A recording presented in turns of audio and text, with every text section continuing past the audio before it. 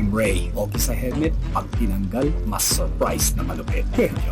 Anyways, bagong umaga ulit, katapos na ng trabaho, pagod ang isipan at katawan, pero ang pagbumotor, game pa rin. May mga lugar na kilalang kilala na dito sa Baguio, sikat na sikat. Pero para sa akin, gusto ko lang siyang i-share sa inyo bilang isang regular na customer na sobrang paboritong lugar na ito. Isa ito sa mga go-to morning coffee spots ko dito sa Baguio, kung saan madalas akong pumunta para magkape at mag-relax sa umaga. Samahan niyo ako habang ipakita ko sa inyo kung bakit espesyal sa akin yung lugar na to. Welcome to Lemon and Olives Creek Taverna. Tara, gas, chill vibes, coffee and ride. Let's go!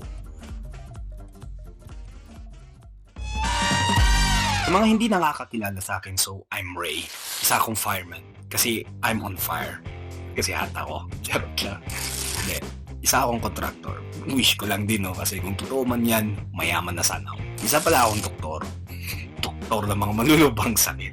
No, it's joke lang. Pero seryoso tayo. Isa lang akong ordinaryong family man. Just a father na nagsusumikap araw-araw para sa pamilya, marunong magpinig, inuunawang pamilya bago ang sarili. Tandag magsakripisyo para sa kinabukasan ng mahal ko na buhay. Not perfect, pero laging present. Di mayaman, pero puno ng pagmamahal.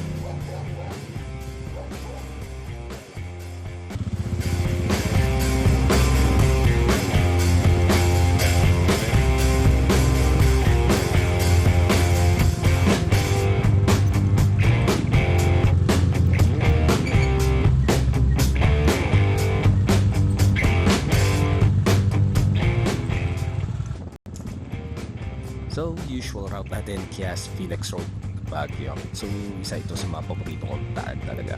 Paboritong daan eh, dito nga talaga ako dumadaan. Katapos niyan, dire-diretso na rin tayo.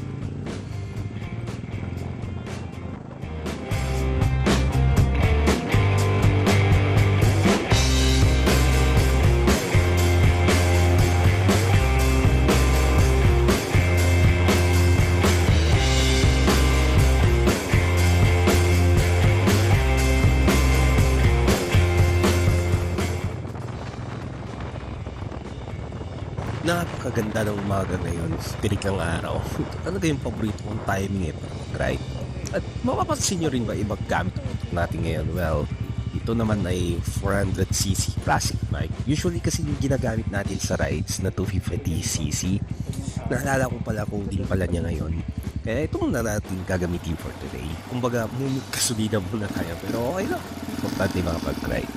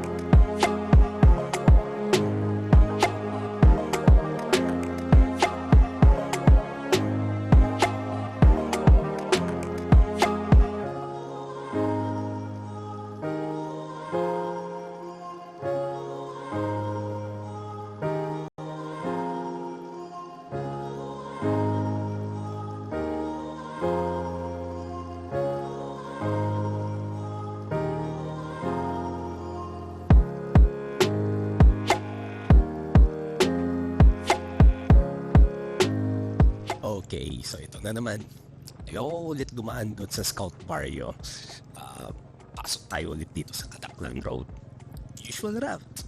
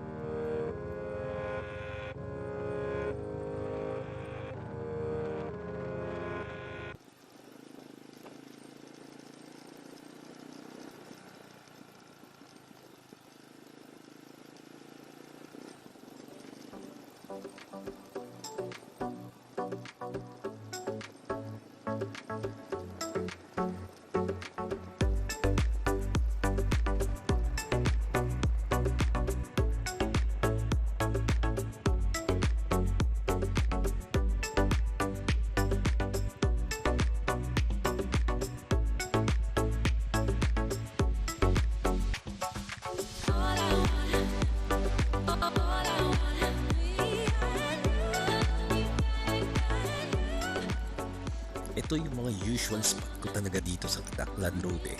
At sa totoo lang, hindi ko talaga kayang naman dito ng hindi humihinto. Ewan ko ba? Pero may kakaibang feeling yung lugar na to eh. Minsan dito ko lang ako nakaupo, minsan nagpa-park yung motor. Tapos tinitignan ko lang yung view habang papahinga lang.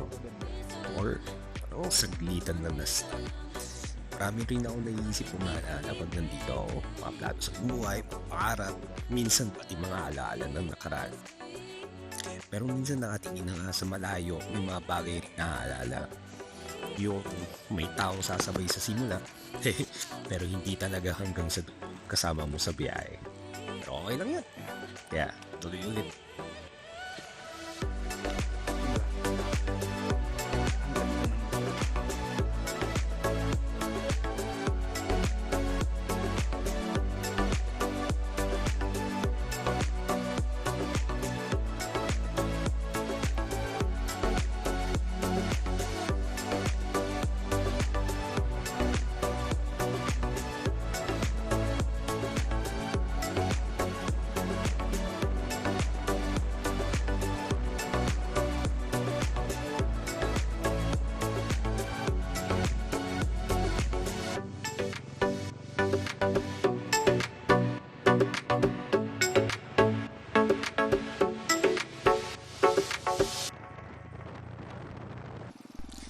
So, continue riding ulit. So, as you can see sa Google Maps natin, medyo malapit na tayo.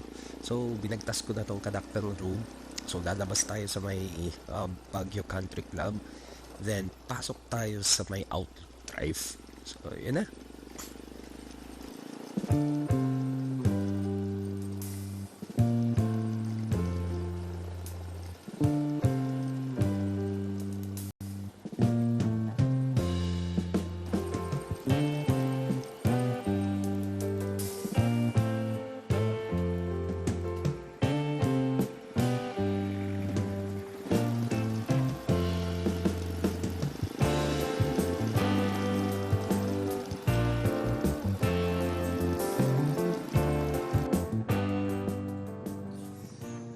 So, habang napapansin ko, iramdam ko itong nagamit natin ngayon since Cafe Racer setup siya, naka-Clubman handlebar, medyo aggressive yung riding position.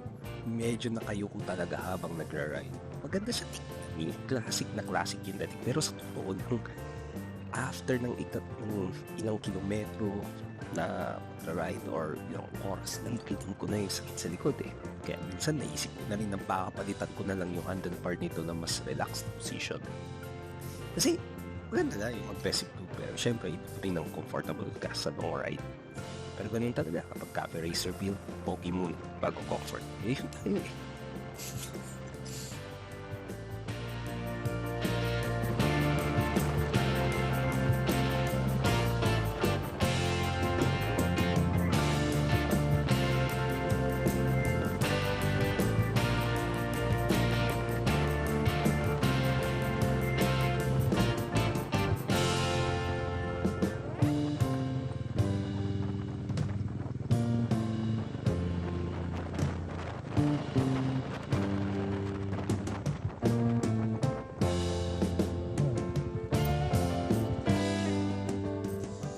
Alright, after a short ride, nandito na tayo sa destination natin for today. So, ayan na, Lemon and Olives Greek Taverna, South Drive.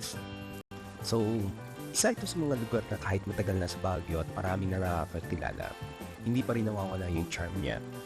Ang unang makapansin mo talaga dito ay yung white and blue Santorini-inspired design. Parang yung punta sa Greece pero nasa Baguio ka. Pero para sa akin, hindi lang dahil sa design mo sa pagkain. Kaya ako, paborito ko puntahan. Mas gusto ko dito yung ambience sa umaga eh. As you can see, tahimik, malamig hangin, tapos tanong po ba yung bundok at pine trees habang nagkakape. Kaya kapag may umaga na gusto ko lang mag-relax after a ride, ito talaga yung isa sa mga go-to spots. Tara, pasok tayo at mag-coffee muna tayo sa loob.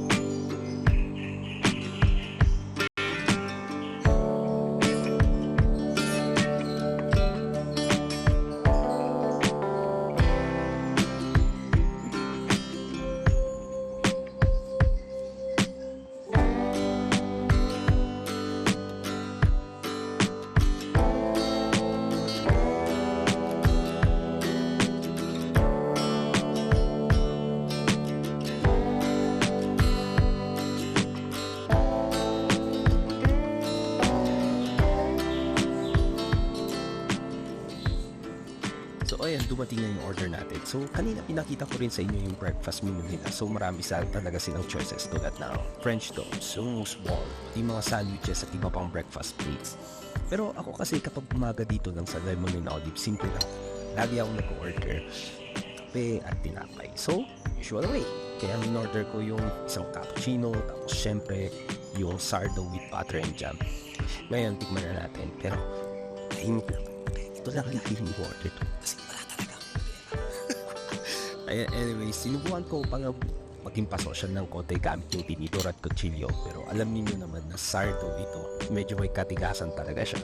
After ng ilang attempts, sabi ko, bahala na, kinamay ko na lang. Walang karte-arte. Baka sabihin po ng sourdough na hindi ako tulay na lalaki. Kaya, ayun, kagat na agad. Total, sabi nga nila, we are it.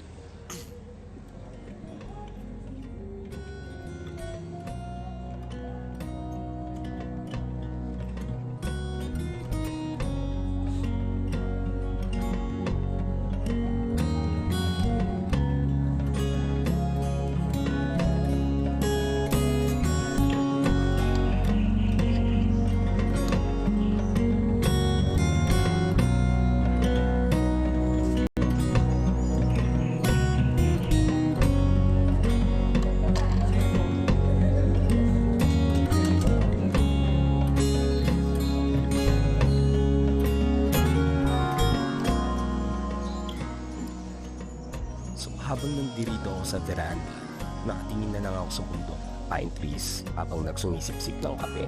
Minsan napapaisip din ako kung bakit lagi akong bumabalik sa lugar na ito eh. Hindi naman siya yung pinaka-granding lugar talaga or simple lang din yung ginagawa ko dito. Kape lang, konting pagkain, tapos tahimik na tanawin. Siguro yun lang yung dahilan. Minsan sa dami lang iniisip ko sa buhay, trabaho, responsibilidad, mga plano. Kailangan mo lang talaga ng isang lugar na babalik-balikan mo para huminga sandali. Yung lugar na kahit wala kang ginagawa ay okay lang. Siguro para sa iba simpleng cafe lang to. Pero para sa akin, isa ito sa mga lugar na babalik-balikan ko para magpahinga sandali. At sa magulong takbo ng buhay, siguro sa huli hindi naman talaga kailangan ng maraming bagay para sumaya eh. Minsan isang magandang lugar, isang tasa ng kape at sandaling pahinga lang. This is Ray Bike Ride.